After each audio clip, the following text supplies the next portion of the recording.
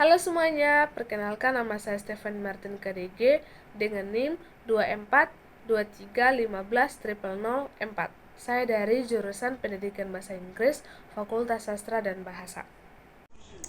Halo semuanya, perkenalkan nama saya Maria Octaviani Tiara Bebe dengan NIM 2423150003. Hai, perkenalkan nama saya Ariadne Sebele dengan NIM 2423150009. Baik, pada kesempatan kali ini, kami dari grup 6 ingin mempresentasikan hasil kerja kami tentang menganalisis budaya. Nah, tema yang kami ambil untuk video kali ini yaitu K-pop dan standar kecantikan yang ada di Indonesia.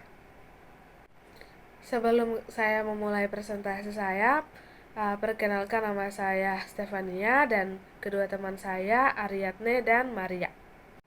Baik, di presentasi kali ini saya akan membahas tentang K-pop sebagai fenomena budaya populer dan pengaruhnya terhadap standar kecantikan yang ada di negara Indonesia. Baik, sebelum saya masuk ke analisis atau menjelaskan analisis budaya, saya akan menjelaskan secara singkat apa itu K-pop. K-pop atau Korean pop adalah genre musik populer yang berasal dari Korea Selatan dan telah berkembang menjadi fenomena budaya global untuk saat ini. K-pop tidak hanya mencakup musik, tetapi juga tarian, fashion, visual, dan gaya hidup yang diproduksi secara sistematis oleh industri hiburan. Nah, di sini saya akan memberikan sedikit penjelasan standar kecantikan yang ada di Korea Selatan, terkhususnya lagi di kalangan K-pop. Nah, di kalangan K-pop sendiri sangat fokus pada penampilan yang mudah, bersih, dan profesional dengan ciri khas warna kulit yang pucat bersih atau bisa disebut glass skin. Wajah kecil juga berbentuk feline, hidung mancung kecil, mata besar dengan kelopak ganda, bibir berisi atau biasa disebut cherry lips, serta tubuh yang langsing dan profesional. Nah, seringkali untuk mencapai standar-standar kecantikan ini, biasanya idol K-pop itu melakukan perawatan kulit, tata rias, hingga prosedur kosmetik. Nah, saya akan menjelaskan tentang mengapa K-pop penting dibahas. K-pop menjadi referensi visual dan gaya hidup bagi banyak anak muda di Indonesia. Di Indonesia, K-pop memiliki pengaruh besar, khususnya di kalangan remaja dan mahasiswa melalui sosial media, konser, dan platform digital.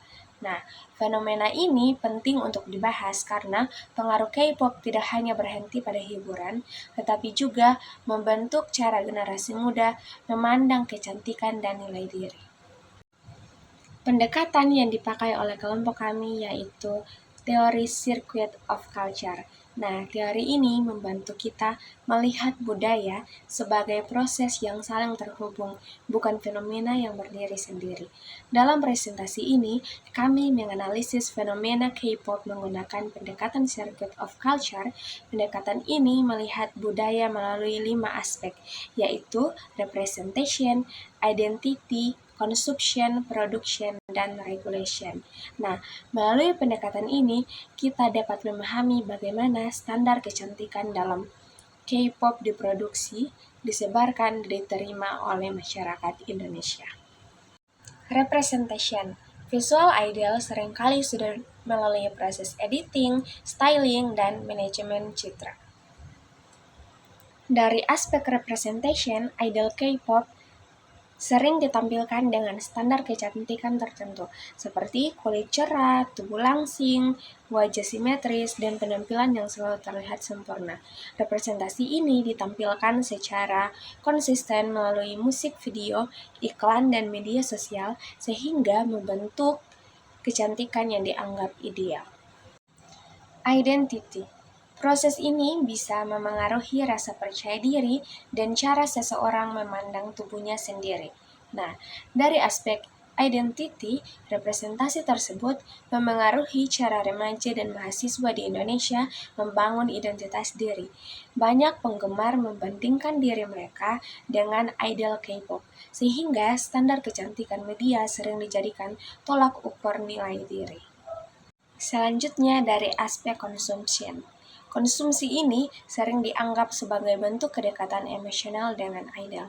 Nah, dari aspek ini, K-pop dikonsumsi tidak hanya sebagai hiburan, tetapi juga melalui fashion, produk kecantikan, dan gaya hidup. Di Indonesia, hal ini terlihat dari meningkatnya tren skincare Korea dan gaya visual yang meniru idol K-pop di media sosial. Dari aspek production, industri K-pop memproduksi citra idol melalui sistem pelatihan ketat, pengelolaan tubuh, dan visual branding yang sangat terencana. Proses ini dilakukan untuk memenuhi kebutuhan pasar global, termasuk Indonesia sebagai salah satu pasar besar. Selanjutnya dari aspek regulation. Dari aspek regulation, tidak terdapat regulasi yang ketat terkait representasi tubuh ideal dalam media K-pop. Akibatnya, standar kecantikan yang tidak realistis terus direproduksi dan dinormalisasi. Selanjutnya kita akan bahas dampak bagi remaja dan mahasiswa.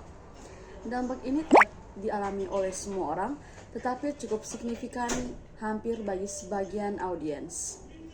Dampaknya bagi remaja dan mahasiswa di Indonesia antara lain munculnya body insecurity, tekanan sosial, social comparison, serta kecenderungan konsumsi produk kecantikan secara berlebihan. Dan yang terakhir, kesimpulan. Kesadaran kritis diperlukan agar budaya populer tidak menjadi tekanan sosial. Melalui pendekatan circuit of culture, dapat disimpulkan bahwa K-pop sebagai budaya populer tidak hanya berfungsi sebagai hiburan, tetapi juga membentuk standar kecantikan, identitas, dan pola konsumsi generasi muda di Indonesia. Oleh karena itu, sebagai generasi muda, kita perlu menikmati budaya populer secara sadar dan kritis, tanpa menjadikan standar kecantikan media sebagai tolak ukur nilai diri. Di bagian penutup, kelompok kami mengajak kita semua untuk menikmati K-pop tanpa kehilangan penerimaan diri kita sendiri. Terima kasih. Bye!